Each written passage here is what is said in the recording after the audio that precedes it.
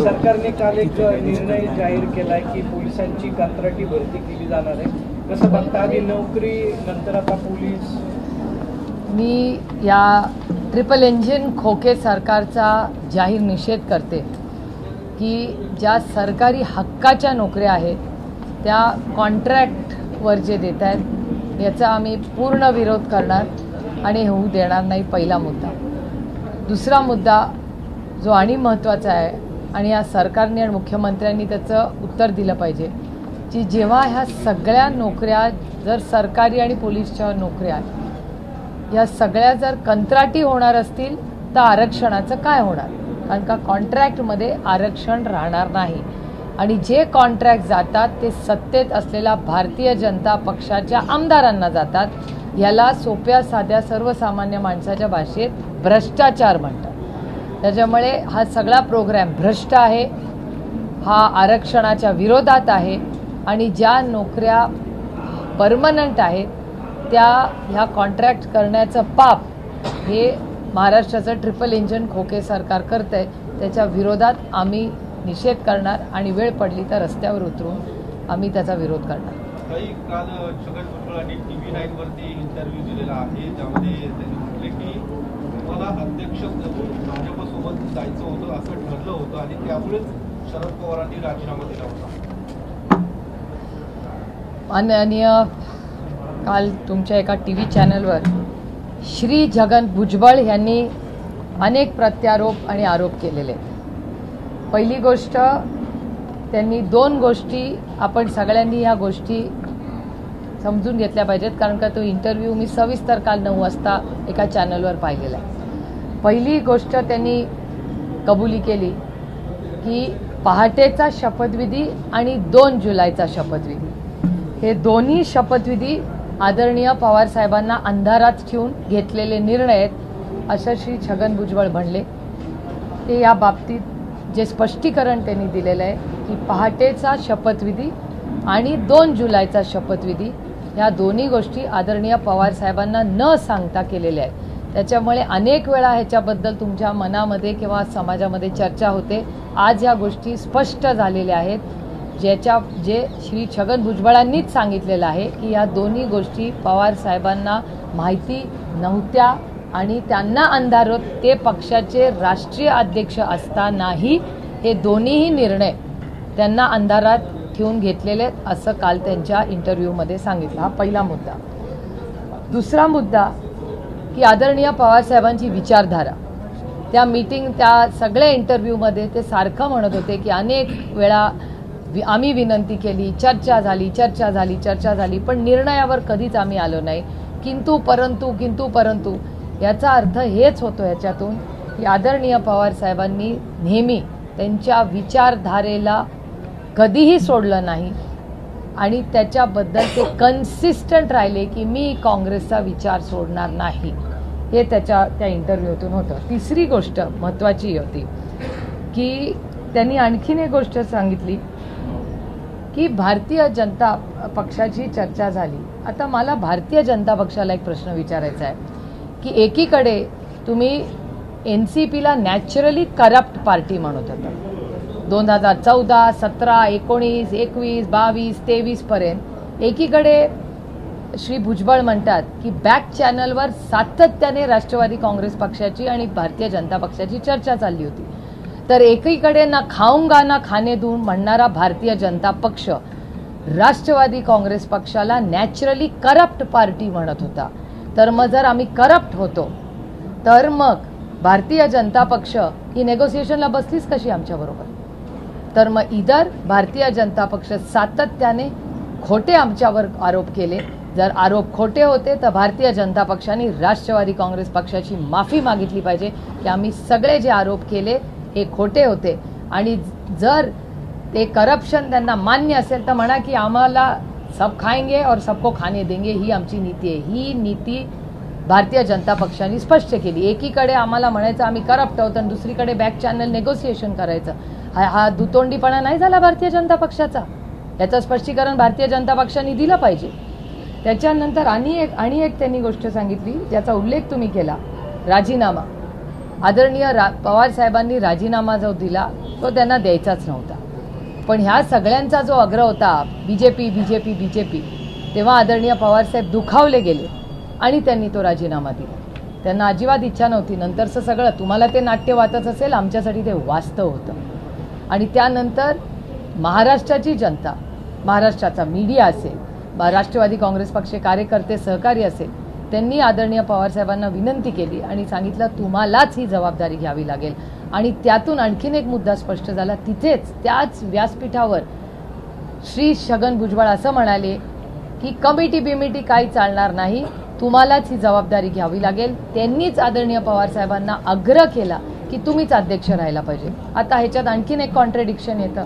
ह्याच्यात आणखीन एक त्यांच्यामधला विरोधाभास असा दिसतो की एकीकडे ते म्हणतात पवारसाहेबांनीच आम्हाला हा रिश्ता दाखवला, एका बाजूला म्हणतात नेगोशिएशन करतात, दुसरीकडे असं ते म्हणतात की ते तानाशाही आहे आणि ते खूप डॉमिनेटिंग होते.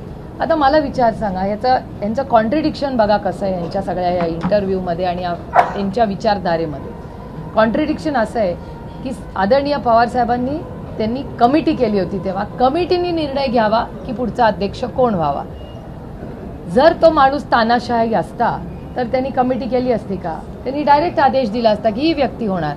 आणि कमिटीला विरोध कोणी केला तर श्री छगन भुजबळांनी केला. त्यांच्या भाषणात जो ज्या चॅनलमध्ये दाखवला की कमिटी काय चालणार नाही, आम्हाला तुम्हीच पाहिजे. मग तानाशाह शरद पवार होते का हे सगळे होते? त्याच्यामुळे तानाशाह होते, पक्ष ते त्यांच्या पद्धतीने चालवत. त्यांना भारतीय आणि एक खूप महत्त्वाची गोष्ट, त्यांनी 4 वेळा, मी मोजलेली आहे म्हणून सांगते, 4 वेळा ते त्यांच्या इंटरव्ह्यूमध्ये असं म्हणाले की जेव्हा जेव्हा आम्ही साहेबांना भेटलो तेव्हा साहेब आम्हाला म्हणायचे मी येणार नाही, तुम्हाला जायचं असेल तर तुम्ही जाऊ शकता पण मी येणार नाही. पुन्हा पुन्हा तुम्ही तो इंटरव्ह्यू बघू शकता. सातत्याने पवारसाहेब म्हणलेत की मी भारतीय जनता पक्षावर जाणार नाही, तुम्हाला जायचं असेल तर तुम्ही जाऊ शकता. हा ह्या सगळ्या स्टोरीचा बॅकग्राऊंड. त्याच्यामुळे संक्षेपमध्ये सांगते पुन्हा, इन शॉर्ट टू की पहाटेचा शपथविधी आणि 2 जुलैचा शपथविधी ह्या दोन्ही गोष्टी आदरणीय पवारसाहेबांना माहिती नव्हत्या. त्यांना अंधारात ठेवून हे निर्णय घेतले. हे कालच्या इंटरव्ह्यूमध्ये स्पष्ट झालं. पवारसाहेब त्यांच्या आयडिओलॉजीशी पूर्ण निष्ठेने गेले 60 वर्ष वागले, ते इस्टॅब्लिश झालेलं आहे. त्याच्यानंतर भारतीय जनता पक्ष जे सातत्याने नॅचरल करप्ट पार्टी एनसीपीला म्हणत होती, ती बॅक चॅनलनी सारखी राष्ट्रवादीशी बोलत होती. राजीनामा देताना आदरणीय पवार साहेबांनी सांगितलं की मी तुमच्याबरोबर येणार नाही, तुम्हाला जायचं असेल तर तुम्ही जाऊ शकता. त्याच्यानंतर शेवटचा मुद्दा जो तुम्ही विचारला की मला अध्यक्ष करणार होते का, हा प्रस्ताव होता का? हा प्रस्ताव होता. पण मला स्वतःला तो एवढ्यासाठीच अस्वस्थ करणारा होता कारण का त्याच्यात 3 गोष्टी होणार होत्या. एक तर आदरणीय पवार साहेबांची कधीही इच्छा नव्हती भारतीय जनता पक्षावर जायची आणि म्हणून ते त्यांच्या कालच्या त्यांच्या भाषणात आलेलं आहे भुजबळ साहेबांच्या की ते सातत्याने म्हणायचे तुम्हाला जायचं असेल तर तुम्ही जा, मी तुमच्यावर येणार नाही. हे भुजबळ साहेब स्वतः काल बोललेले आहेत. पहिला मुद्दा. दुसरा मुद्दा की आमची जी वैचारिक बैठक आहे ती चव्हाण साहेबांची आणि आदरणीय पवार साहेबांची, ती आमची आयडिओलॉजी आहे. त्याच्यात ते बसणारं नव्हतं, ते मला अस्वस्थ करणार होतं. आणि त्यानंतर मी जर अध्यक्ष झाले असते तर पहिला निर्णय कुठला असता तर तो भारतीय जनता पक्षावर जायचा होता. तो मला करणं अशक्य होतं. मी ना माझी आयडिओलॉजीशी ना माझ्या वडिलांशी कुणाशी कॉम्प्रोमाइज करणं मला अशक्य नव्हतं. I could have not lived with it. कशी राहणार मी त्यासोबत? ते मला अस्वस्थ करणार होतं. दुसऱ्या बाजूला एका बाजूला सत्ता होती, सगळं होतं, आणि दुसऱ्या बाजूला एका बाजूला संघर्ष होता. मी सत्तेपेक्षा संघर्षाचा मार्ग मी केला आणि त्यांनी मला ही ऑफर दिली होती. काल जे भुजबळ साहेब म्हणले होते खरं आहे, पण माझ्या आयडिओलॉजीशी, माझ्या वडिलांशी, माझ्या तत्वाशी मी पूर्ण ठाम राहिले आणि हाच आहे. आणि तुम्ही बघताय की त्यांचा सगळा इंटरव्ह्यू हा फक्त कॉन्ट्रडिक्शन्सनी भरलेला होता. म्हणजे मला असं वाटतं की त्यांनी सगळ्यांनी बसून ठरवलं पाहिजे एकदा की हा आग्रह पवार साहेबांचा होता का त्यांचा होता, हा निर्णय त्यांचा होता का पवार साहेबांचा होता, पवार साहेब हुकुमशाह आहेत का नाही. The whole interview is only contradictions. त्यांचा प्रस्ताव आपण भेटायला केवळ भाजपसोबत जायचं नाही म्हणून, बरोबर नाही. प्लीज, काही गोष्टी अशा असतात की त्या इन कॉन्टेक्स्ट सांगायच्या असतात. आणि दुसरी एक मी गोष्ट तुम्हाला सांगते हा खोटं खरं बोलण्याचा नाही. काही वयानंतर आपल्यावर जबाबदाऱ्या असतात. त्यांनी जसं फॅक्च्युअली सगळ्या गोष्टी सांगतात, सगळ्या मीही बोलू शकते. पण आपल्यावर जेव्हा जबाबदाऱ्या असतात, काही गोष्टी असतात, काही गोष्टी इन पर्सन आणि प्रायव्हेट बोललेल्या जातात. त्याच्यात त्या कॉन्व्हर्सेशनमध्ये 2 लोक असतात. त्याच्यामुळे एकाने बाहेर बोलायचं ठरवलं म्हणून दुसऱ्यांनी त्याचं स्पष्टीकरण देणं हा आग्रह नसतो. त्याला प्रगल्भता म्हणतात, त्याला खोटं बोलणं म्हणत नाहीत एकतर. त्याच्यामुळे आणि काही गोष्टी ज्या एकत्र गेल्यात याचा अर्थ मी काही लपवते तर नाही. मी आणि मला एक सवय आहे जी मी तुम्हाला सांगते की मी रोज एक डायरी लिहिते. आणि ही मला लहान असल्यापासून सवय आहे की दिवसभर ज्या गोष्टी माझ्या आयुष्यात होतात ना त्या मी एका डायरीमध्ये लिहिते. त्याच्यामुळे मी प्रत्येक गोष्ट काल जी इंटरव्ह्यूमध्ये होती ती मी का पॉईंट फॉर्ममध्ये आणली, कारण का माझ्या डायरीमध्ये ती मॅच होत होती. ते कुठल्या मीटिंगबद्दल बोलले, कोण काय बोललं, आणि हे मी काय थिअरी म्हणून लिहित नाही, इट्स माय हॅबिट. माझा नवरा पण मला काय जर बोलला असेल तर मी तिथे लिहून ठेवते, आज Sadanand said this, I wonder why he said this. कारण का आज रेवती विजय सदानंद मी जेवायला गेलो होतो, we had a great time. विजयचा करिअरचा ह्या सगळ्या गोष्टी ही मला लहानपणापासून सवय की आपण त्याच्यामुळे तुम्ही मला जर विचारलं की 2 जुलैच्या शपथविधीच्या आधी रात्री काय चर्चा झाली ती माझ्याकडे माझ्या डायरीत लिहिलेली आहे. त्याच्यामुळे कॉन्ट्रडिक्शन्स की मला आठवत नाही वगैरे असं काही होत नाही. My diary has a great reference point. Diary बाहेर आली तर भरपूर स्फोट होतील. स्फोट व्हायचा विषयच नाही. डायरी कधी बाहेर येणारच नाही. तेवढी विचाराची प्रगल्भता आणि माझ्या आयुष्यात असं काही नाहीच आहे ज्याच्यातून स्फोट होईल. I am a very boring life. समोरचं जे दावा करतात ते सगळं बाहेर येईल. ज्याबद्दल भुजबळ आता हे सगळं बोलत आहेत, मात्र यापूर्वीच अजितदादा सुद्धा हेच मुद्दे बोलत होते की भाजपसोबत आमची चर्चा झालेली आहे यापूर्वी सुद्धा, आणि ते तो शब्द कुठेतरी पाळला गेला नाही. आणि त्यामुळे शब्द पाळायचा विषयच येत नाही ना. आदरणीय पवार साहेबांनी काय सांगितलंय की हेच भुजबळ साहेबांचे शब्द आहेत की तुम्ही जाऊ शकता, मी येणार नाही. It's simple. मी येणार नाही म्हणजे आयडिओलॉजीची कोण लॉयल राहिलंय 60 वर्ष? Sharad Pawar. He is consistent about it की मी येणार नाही. तुम्हाला जायचं तर तुम्ही जाऊ शकता, मी येणार नाही. आणि कालच भुजबळ साहेबच स्वतः म्हणले की दोन्ही शपथविधी जे झाले ते आदरणीय पवार साहेबांना अंधारात ठेवून झाले. मी म्हणत नाही, छगन भुजबळच म्हणतायत. तेव्हा आम्ही जेव्हा तुम्हाला सगळ्यांना सांगत होतो की आम्हाला माहिती नव्हतं, कोणी आमच्यावर विश्वास ठेवत नव्हतं की यांना कसं माहिती नाही. झालं ना, दूध का दूध, पाणी का पाणी. It's in front of you. Sharad Pawar ज्यावेळी असं म्हटले होते की छगन भुजबळांना तिकीट देऊन मी चूक केलेली आहे, त्याला प्रत्युत्तर म्हणून छगन भुजबळ म्हटले की मी तुमची साथ देऊन मग मी चूक केली का? ठीक आहे, तो त्यांचा अधिकार आहे. लोकशाही आहे, त्यांना अधिकार आहे ते बोलायचा. त्याच्यात गैर काय? 2014ला तुम्ही भाजपला पाठिंबा दिला याचा सातत्याने दाखला सुनील तटकरे यांच्याकडनं दिला जातो, तो का दिला? मग आम्ही केली ती चूक आहे. एक तर जी व्यक्ती ना ज्यांनी सगळ्यात या देशातला सगळ्यात मोठा निर्णय हा पार्लमेंटमध्ये होणार. माझ्यासाठी पार्लमेंट ह्या सगळ्यात मोठं मंदिर आहे न्यायाचं. माझ्यासाठी पार्लमेंटमध्ये सगळ्यात मोठा निर्णय झाला होता महिला आरक्षणाचा. ज्या व्यक्तीने एवढं मोठं विधेयक पास होतं, या राज्यातल्या देशातल्या प्रत्येक महिलेला न्याय मिळणार होता लोकसभा आणि विधानसभेमध्ये, त्या मतदानाच्या ऐवजी एका उद्योगपतीच्या घरी जाणं त्यांनी प्रिफर केलं. असल्या व्यक्तीबद्दल मी बोलणार नाही. काही पुण्यात ड्रग्स प्रकरण जास्त आहे, अनेक शिंदे गटाच्या मंत्र्यांची नावं समोर येत आहेत, पोलीस कारवाई केली जात नाहीये, गृहमंत्री याच्यावरती काय बोलत नाहीये. अरे चौकशी समिती नेमली आहे, त्यातही सगळ्या आरोग्य विभागातले 14 जण आहेत. मग ही चौकशी निपक्षपाती होईल का हाही प्रश्न आहे. कारण ससून सारख्या रुग्णालयातनं इतकं मोठं रॅकेट चालवलं जाणं ही छोटी गोष्ट नाही. ह्या राज्याचे गृहमंत्री ह्याच्याबद्दल अजून काय वेगळं काय बोलायची गरज आहे का? ते आले की इथे क्राईम वाढतो. त्याच्यामुळे ह्या गृहमंत्र्यांकडून काय अपेक्षा करणार? मी तर त्यांचा राजीनामा मागून मागून थकले. कारण का हे नॉन सिरियस गृहमंत्री आहेत. घरं फोडा, हे पक्ष फोडा, ह्याच्यात ते इतके व्यस्त असतात की त्यांना गृहमंत्रालयासाठी वेळच नसतो.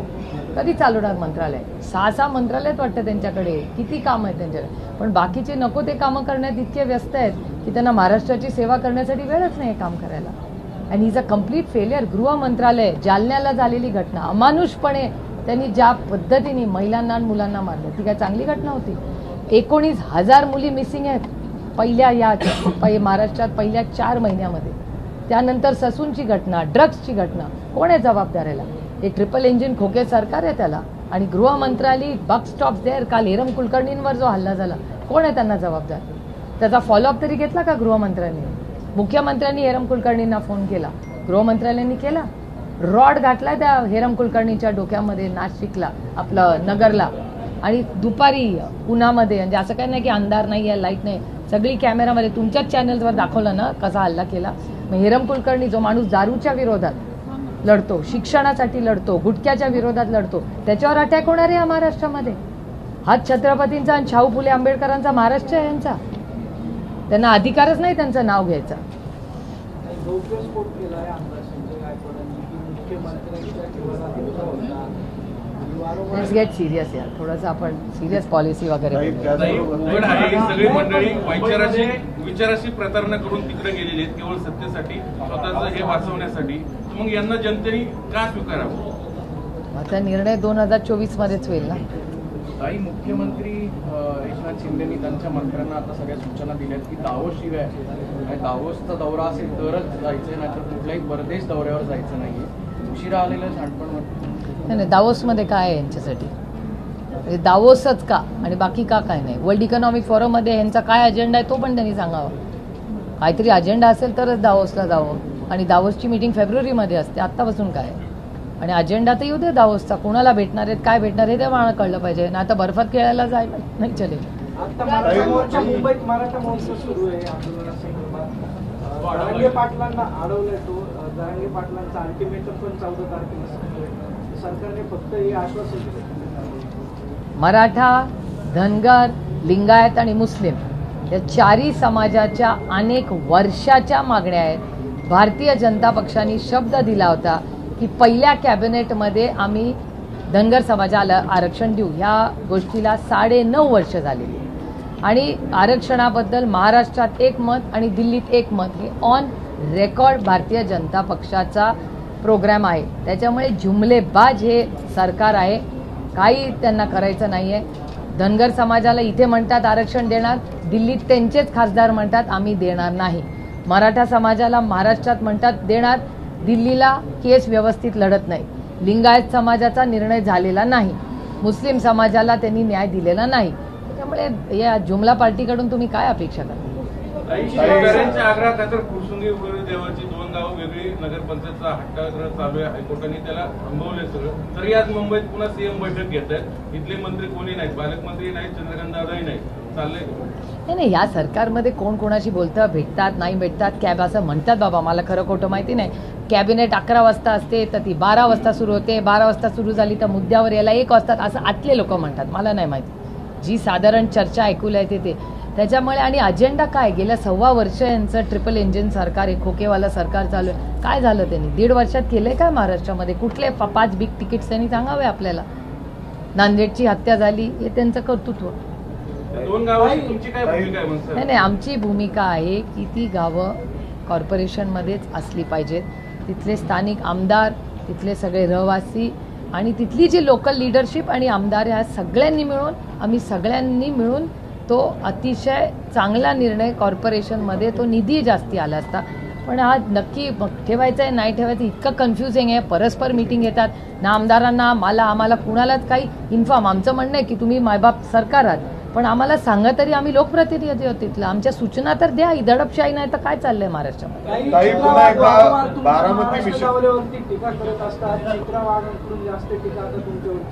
माझ्या वाचण्यात अनफॉर्च्युनेटली आलेलं नाही, मला माहिती नाही, मला याची माहिती नाही. काही बारामती मिशन पुन्हा एकदा भाजपकडून सुरू झाल्याचं दिसतंय, कारण चंद्रशेखर बावनकुळे पुन्हा एकदा दौरा करतायत बारामती. आज पुन्हा एकदा त्यांनी वक्तव्य केलं की बारामती लोकसभा म्हणजे आम्ही जिंकणारच, 51% मतदान हे आमच्या बाजूने आहे. म्हणजे अर्थात तुम्हाला एक अल्टिमेटम ते अशा पद्धतीने देत आहे. मान्य नाही, लोकशाही आहे. लोकशाहीमध्ये अर्थातच प्रत्येक पक्ष जो तो लढण्यासाठी आणि जिंकण्यासाठीच उतरतो, त्याच्यात गैर काय? पण तुम्हाला टार्गेट केलं जातं असं वाटतं का? तो अधिकार आहे त्यांचा, त्याच्यात गैर काय? लोकशाही आहे, चालतंय. उद्धवांच्या बाबतीतला एक खुलासा राहिलेला आहे. विचारा ना. 2014 मध्ये शरद पवारांनी आणि भाजपने शिवसेनेसोबत भाजपने युती जोडली आणि पवारांनी 2014 2014च्या विधानसभा निवडणुकीत, त्यानंतर लगेच शरद पवारांनी भाजपला पाठिंबा जाहीर केला होता. 8 महिन्यानंतर एकत्र यायचं होतं असंही ठरलं होतं, भाजपसोबत एकत्र यायचं. त्या कॉन्टेक्स्टमध्ये ते बऱ्याच वेळा असं सांगतात त्यांच्या पूर्ण इंटरव्ह्यूमध्ये की या मीटिंगमध्ये मी नव्हतो पण मी ऐकलंय, मी नव्हतो मग मी ऐकलंय. आता मी नव्हतो मी ऐकलंय याचं स्पष्टीकरण कसं करतात. आणि मला असं वाटतं की ह्या सगळ्या ज्या कॉन्टेक्स्ट आहेत त्याच्यातला क्रक्स असा आहे की तुम्ही स्वतःला एवढं डिफेंड का करताय. तुम्ही एखादा निर्णय घेतलाय त्याच्यावर ठाम राहा ना. You want to be a prisoner of the past and history. 2014 माझा ह्याचा प्रश्न सुटणार आहे का, तुमच्या नोकरीचा प्रश्न सुटणार आहे का. 2014च्या आमच्या निर्णयामध्ये तुमची महागाई कमी होणार आहे का. 2014 ज्या निर्णयामुळे तुमचा क्राईम कमी. Come to the meat. तुम्ही आता मंत्री आहात ना, मग तिथे राशन सगळ्यांना मिळतंय का. तो काय शिधा म्हणतात, आनंदाचा शिधाची क्वालिटी चांगली आहे का, सगळे राशनच्या दुकानामध्ये व्यवस्थित अन्न मिळते का ते सांगा ना. मुद्द्यावर या ना.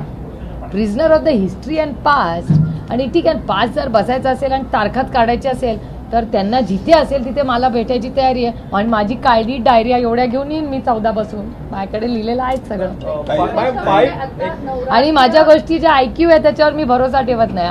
जे मला माहिती आहे, मी जिथे होते त्या मी गोष्टी सांगू शकते.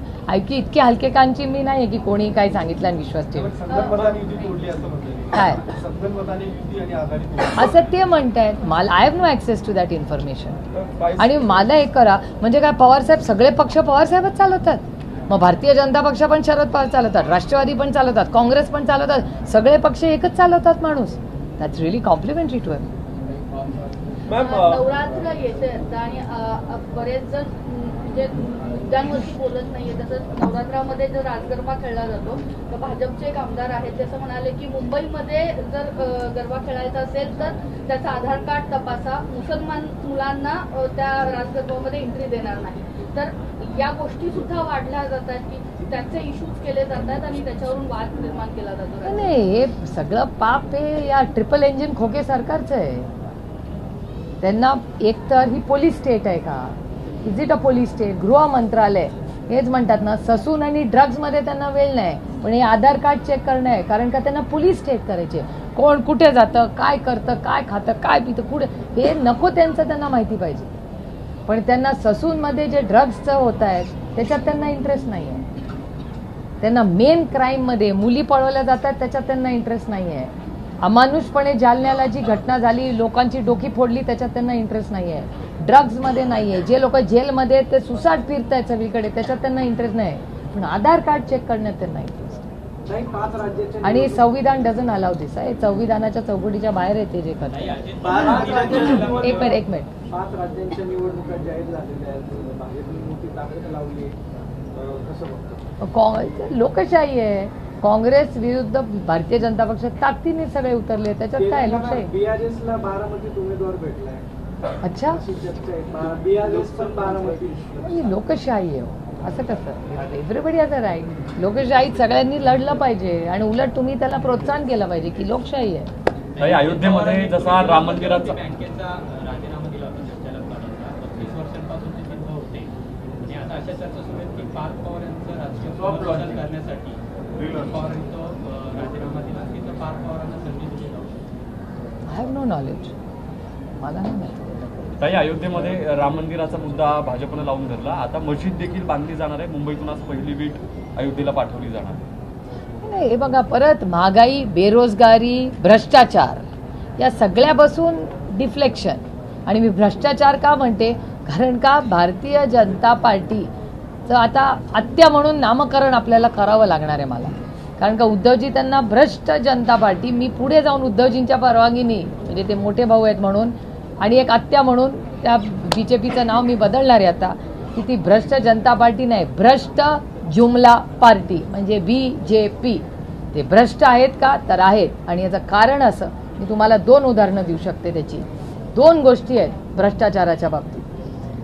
की समरजित घाडगे कोल्हापूरचे, समरजित घाडगेंनी एक आरोप केला होता आणि तो आरोप तुमच्याच चॅनलवर मी पाहिला होता. आणि मी समरजित घाडगे जवाब दो विचारते डायरेक्टली त्यांना बोलून आणि त्यांचं नाव यासाठी घेऊन, कारण का त्यांनीच भ्रष्टाचार केलेला मी टीव्हीवर पाहिलेला आहे. आणि लोकप्रतिनिधी म्हणून नाही पण महाराष्ट्राची एक नागरिक म्हणून समरजित घाडगेंना विचारते की तुम्ही एक आरोप भ्रष्टाचाराचा केला होता. ती व्यक्ती आता तुमची पालकमंत्री आहे. तर मग तुम्ही केलेले आरोप खोटे होते का? जर खोटे असतील तर तुम्ही ज्या पक्षात म्हणजे भ्रष्ट जुमला party Bharatiya Janata party BJP मध्ये काम करता, तर भारतीय जनता पक्षाने राष्ट्रवादी काँग्रेस पक्षाचा त्यांनी माफी मागितली पाहिजे की हो आम्ही ज्या कुटुंबावर आरोप केले, त्यांच्या घरी ED पाठवली, CBI पाठवलं, इन्कम टॅक्स पाठवलं, त्यांच्या बायकोला छळलं, नातवंडांना छळलं, ही आमची चूक होती, आम्हाला माफी द्या. आणि समजा ते आरोप खरे असतील तर take its to its logical end. पहिला मुद्दा. दुसरा मुद्दा, तुमच्याच चॅनलवर मी पाहिलं त्या अंजली दमानिया, 1 आठवड्यापूर्वी अंजली दमानिया तुमच्या चॅनलवर होत्या आणि त्या असं म्हणल्या तर कुठला तरी GR आहे. आता तो GR इम्प्लिमेंट झाला का नाही याचं उत्तर भारतीय जनता पक्षाने दिलं पाहिजे. त्यांनी त्याही मध्ये आरोप केलेले, मग ते आरोप खरे असले तर तो GR इम्प्लिमेंट करा आणि take it to its logical end. आणि जर आरोप खोटे असले तर पुन्हा भारतीय जनता पक्षाने राष्ट्रवादी काँग्रेस पक्षाची माफी मागितली पाहिजे की ह्या नेत्यावर केलेले आरोप आमचे खोटे होते. अशी 2 भ्रष्टाचाराची खोटे आरोप मी म्हणते, कदाचित खोटे असतील खरे असतील मला माहिती नाही, त्याचं उत्तर भारतीय जनता पक्ष जे ना खाऊंगा ना खाणे दूंगा म्हणायचे, भ्रष्टाचार मुक्त भारत, काँग्रेस मुक्त भारत, काय झालं त्याचं सगळ्याचं? भ्रष्टाचार मुक्त झालं तर तुम्ही ज्यांच्यावर आरोप केले आज ते भारतीय जनता पक्षाच्या कॅबिनेटमध्ये. तर मग जर भारतीय जनता पक्ष असं खोटं बोलत असेल तर पुढच्या वेळेस आरोप करतील तेव्हा सगळे सांभाळून राहा, एक कुणाचेच नाही आणि भरोशाचे नाही. अजितदादांचे पक्षाचे दोर कापलेत का? काल जयंत पाटील स्वतः बोलले जाहीर सभेमध्ये. मला असं वाटतं प्रत्येकाने आपला आपला निर्णय घेतलाय, प्रत्येकाने आपापल्या रस्त्यावर ते गेलेले, लिव्ह अँड लेट लिव्ह. आता प्रत्येकाने त्यांचा निर्णय घेतलाय, आमच्या त्यांना शुभेच्छा आहेत. त्याच्यामुळे काल मला असं वाटतं प्रदेश अध्यक्षांनी तो क्लिअर केलेला आहे आणि 8-10 दिवसापूर्वी आदरणीय पवार साहेबांनी तो क्लिअर केला. लोकसभेनंतर एकत्र नाही, त्यांनी तो एक निर्णय घेतलेला आहे, त्यांनी भारतीय जनता पक्षाबरोबर सरकारमध्ये जायचा निर्णय घेतलेला आहे. त्याच्यामुळे it's not up for discussion. सर्वेमध्ये असं दिसतंय की शिंदे सोबत गेले भाजपच्या किंवा अजित पवारांचा गट गेला तरी त्यांना फारसा फायदा होत नाही, तोटा होतोय. जर अशा वेळी पुन्हा अजित पवारांनी काही वेगळा निर्णय घेण्याचा एक तर सर्वेची गोड बातमी दिल्याबद्दल तुमच्या तोंडात बारामतीची साखर पडो, पहिला मुद्दा. आणि दुसरी गोष्ट मला असं वाटतं की इलेक्शन हारणं जे काय तत्वाचं काहीतरी असतं की नाही, आपण काही कशासाठी लढतो, का लढतो आणि राज्य आणि देश हा काही विषय आहे का नाही. आज ज्या पद्धतीने तुम्ही मला पहिला प्रश्न विचारला की पोलिसांच्या भरतीमध्ये कॉन्ट्रॅक्टर, हा किती गंभीर विषय आहे. काय सगळं आम्ही स्वतःच्या स्वार्थ, आम्ही लोकप्रतिनिधी आहोत, वी आर पॉलिसी मेकर्स, आम्ही पॉलिसीसाठी आलोय. EC मध्ये जा, सुप्रीम कोर्टात जा, ह्याच्यासाठी मी नाही इलेक्शन लढले. मी इलेक्शन माझ्या या लोकसभा मतदारसंघात एक चांगला बदल घडवण्यासाठी आहे, त्याच्यासाठी आम्ही निवडून येतो आणि त्याच्यासाठी तुमची या मायबाप जनतेची सेवा करण्यासाठी आम्ही निवडून येतो. तुमच्या आयुष्यात सहकार्य करून तुमच्या आयुष्यात चांगला बदल घडवण्यासाठी आम्ही सत्तेत येतो. सत्ता हे साधन आहे तुमच्या आयुष्यात एक चांगला बदल घडण्यासाठी, पण आजकाल त्याचा चुकीचाच अर्थ काढतो जातो, हे दुर्दैव आहे. मैम 5 राज्यों में जो चुनाव घोषित हुए हैं, मराठी झालं सगळं. तो इसमें जो मेजर फाइट है वो राष्ट्रीय पार्टियों में ही है, बीजेपी हो, कांग्रेस हो. इंडिया अलायंस अभी भी बना है. Does India alliance has a role to play in this? Of course India alliance will have, we will with full force stand by the Congress and whoever is fighting those elections in all the 5 states. So BJP calls it that they will win with a 5-0 score. You know, confidence is always a good thing. Overconfidence is life is dangerous, is what my mother tells me. Ma'am एक और घटना बक्सर में हुई है, railway derailment हुआ है कल. आप काफी भुकल रही हैं रेलवे के इश्यू से. नहीं, रेलवे में safety is not this governments priority. आपको सबको याद होगा जब उड़ीसा और वेस्ट बंगाल की बॉर्डर पे, आपको याद होगा कितनी बड़ी घटना हुई थी, कितने लोग वहां मरे थे. उसके बाद तो किसी को याद भी नहीं है कि नंबर क्या हुआ है. Government did not tell us the official number. और ये जो वंदे भारत ट्रेन की जा रही है, ये सब हो रहा है at what cost, at whose cost. Garib Rath तो नहीं बढ़ रहे. मेरे निर्वाचन क्षेत्र की मैं आपको बात बताऊं, जेजुरी स्टेशन हो, नीरा स्टेशन हो, दाउन स्टेशन हो, बिगवंड स्टेशन हो, कितने स्टेशन में आपको बताओ जब कांग्रेस की सरकार थी हमारे यहाँ 150-200 ट्रेन रुकती थी. अब ये नई ये जो सरकार केंद्र में आई है उसको 50% कम किया है. तो ये ट्रेन गरीब जो है, शोषित है, पीड़ित है, वंचित है, उसके लिए ट्रेन है ही नहीं. ये सिर्फ बड़े लोगों के लिए ट्रेन है. वो वंदे भारत निकलती है यहाँ से और किसी बड़े शहर में रुकती है. जो बीच में का किसान है, जो बच्चा है, जो छोटा बिजनेस करने वाला है, जो महिला है उसके लिए तो ट्रेन रुकती भी नहीं है, तो क्या फायदा हुआ? गरीब को तो कुछ नहीं मिला। मैम एक सेकंड सर बोला जाएगा। मैम अगला विषय फॉरेन पॉलिसीज को लेकर है। Central government is extended support to Israel, but Congress is saying that they are talking about the rights of Palestinians and जो पॉलिसी कांग्रेस और बीजेपी की, जो अटल जी की भी थी, इंदिरा जी की थी, तब से एक लाइन पे इंडिया भारत की एक लाइन रही है, इससे अलग लाइन अभी ले रही है। ये जो एक्सटर्नल इश्यूज होते हैं, जब मिनिस्ट्री ऑफ एक्सटर्नल अफेयर्स की होती है, तो मेरे ख्याल से केंद्र सरकार ने इमीडिएटली एक ऑल पार्टी मीटिंग बुलानी चाहिए, नहीं तो पार्लियामेंट का एक मीटिंग बुलानी चाहिए। World is at war right now, तो ये थोड़ा सीरियसली यूनिलैटरल डिसीजन लेने से ऑल पार्टी, नहीं तो सारे देश में जो वरिष्ठ नेता है उनको बुला लीजिए। और भारत देश की जो पॉलिसी है, जब देश का सवाल होता है और दूसरे विदेशों के साथ चर्चा होती है, तब देश पहले होता है, उसके बाद हमारी पार्टी आती है। तो देश का जब हिसाब होगा, तब इस जो एक्सटर्नल अफेयर्स मंत्रालय है, और मैं प्रधानमंत्री से विनती करूंगी कि आप एक ऑल पार्टी मीटिंग अर्जेंटली बुलाइए और सबसे बात करिए। मुंबईमध्ये मराठी माणसाला घरं नाकारल्याच्या घटना सातत्याने समोर येतात, आताही घडल्यात। आता त्या पार्श्वभूमीवर एक मागणी समोर आली की मराठी माणसांना तिथं 50% घरं द्यावीत आणि मांसाहाराला जी बंदी केली जाते काही सेक्रेटरी सोसायट्यांमध्ये, तर त्यावर काय? हे जे ट्रिपल इंजिनचं सरकार आहे ना, खोक्यांचं सरकार महाराष्ट्रात, हे मराठी माणसाच्या विरोधातच आहे। कारण का तो अदृश्य शक्ती जी दिल्लीवरनं आहे ना, त्यात ते कट कारस्थान फक्त महाराष्ट्राच्या विरोधात करतात। मग पक्ष फोडतात, घरं फोडतात, स्वतःचे पण 2 नेते जे मुंबईत एक राहतात, दिल्लीत राहतात, त्यांना डिमोशन देतात। त्याच्यामुळे ते मराठी माणसाचा द्वेषच करतात, ही अदृश्य शक्ती। मग आपले इन्व्हेस्टमेंट्स बाहेर जातात, मराठी माणसाचा मान सन्मान होत नाही। मराठी माणूस जो म्हणजे जो महाराष्ट्रात राहतो तो मराठी माणूस, हे कैलासवासी यशवंतराव चव्हाणांचे शब्द आहेत, ज्यांनी 1 मेला जेव्हा महाराष्ट्राचा मंगल कलश आणला, त्या मराठी माणसाला जर त्याच्या घरामध्ये, त्याच्या मातीमध्ये घर मिळत नसेल, त्याला जबाबदार आहे महाराष्ट्राचं ट्रिपल इंजिन खोके सरकार आहे। कारण का ते दिल्ली समोर, ते अदृश्य शक्ती समोर इतके झुकतात ना, त्याच्यामुळे सगळ्यांना वाटते हे काय लोकल हलके में घ्या। ही महाराष्ट्राच्या स्वाभिमानाची आणि सन्मानाची लढाई आहे। मला विचार याला जोडून व्हायब्रंट गुजरात हा जो इव्हेंट आहे तो मुंबईमध्ये साजरा केला जातोय। गुजरातचे मुख्यमंत्री मुंबईमध्ये येऊन रोड शो करतात, कसं पाहताय? याचं उत्तर तुम्ही ट्रिपल इंजिन खोके सरकारला विचारा। त्यांनी, मला असं तर वाटतं, महाराष्ट्र त्यांनी दिल्ली दरबारी घाणच टाकायचा निर्णय घेतलेला दिसतोय या ट्रिपल इंजिन सरकार। प्रफुल्ल पटेल जी ने कहा है 2 दिन पहले कॉन्क्लेव में कि 2022 में जब एकनाथ शिंदे महाविकास आघाड़ी छोड़कर बीजेपी में जा रहे थे, तब डिस्कशन एनसीपी के हो रहे थे, इसके पहले डिस्कशन हो रहे थे, पवार जी को सारा पता था। एका किसी भी ऑर्गेनाइजेशन में चर्चा तो होनी ही चाहिए। ये एक डेमोक्रेसी है, एक लोकतंत्र है। लोकतंत्र में सब एक दूसरे से बात करते हैं। आप मेरा ट्विटर अकाउंट देख लीजिए, 10 बीजेपी लोगों के साथ मेरी फोटो होती है। ऐसा मतलब नहीं कि मैं बीजेपी में जा रही हूँ, रिश्ते होते हैं। हमारी आइडियोलॉजिकल, कभी पॉलिसी पे बात नहीं कर सकते। कभी ऐसा नहीं है कि कोई वरिष्ठ बीजेपी का नेता हमको फोन करता है कि भैया कल ऐसा बिल है, पॉलिसी लेवल पे बात करें। बात तो होनी ही चाहिए ना, दिस इज नॉट। और आप देखिए, actually I am glad you asked. जो प्रफुल्ल पटेल जी ने कहा और भुजबल जी ने कहा, it's joining the dots. You are absolutely right कि पवार साहब कभी भी नहीं जाना चाहते थे, ये लोग जाना चाहते थे। और कंसिस्टेंटली पवार साहब की लाइन है, अगर आप जाना चाहते तो आप जाइए, मैं नहीं आऊंगा। So Sharad Pawar has been consistent with his ideology. He has never let down his ideology और हिज पार्टनर्स। जो गए हैं वो डिफेंड कर रहे हैं। और एक डेमोक्रेसी में, एक लोकतंत्र में चर्चा होनी चाहिए हमेशा, किसी के भी साथ। उसमें क्या गलती है? ये दड़पशाही तो नहीं है।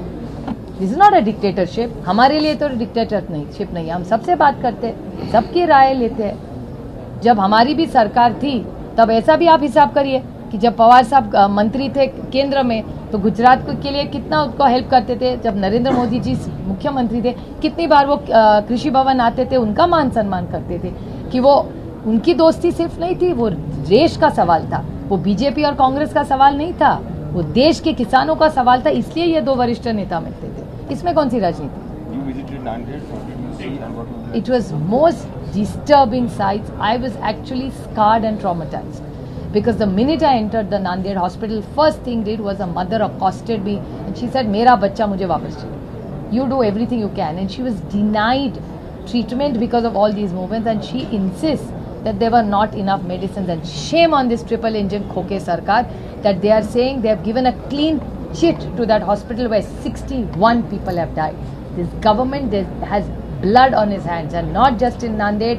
It is applicable in Nagpur, it is applicable in Sambhajinagar, in Thana and in Nanded. So shame on this government which has killed so many people because of its casual approach.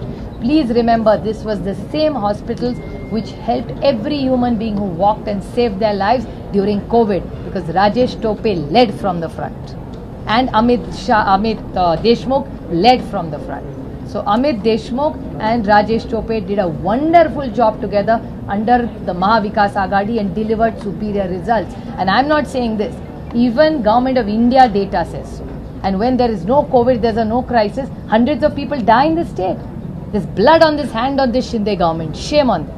What would you like to say about the racket case, the drug racket case of Sessions? No, it's a complete failure of this corrupt government in Maharashtra. They've allowed it to happen. Drugs are no वो कह रहे हैं ना, उड़ता Maharashtra, they are right.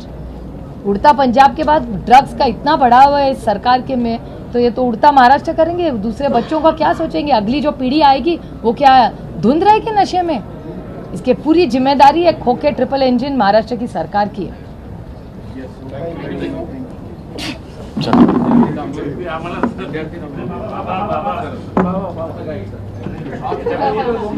चला झाला. Thank you very much. सह्याद्रीची उंची म्हणजे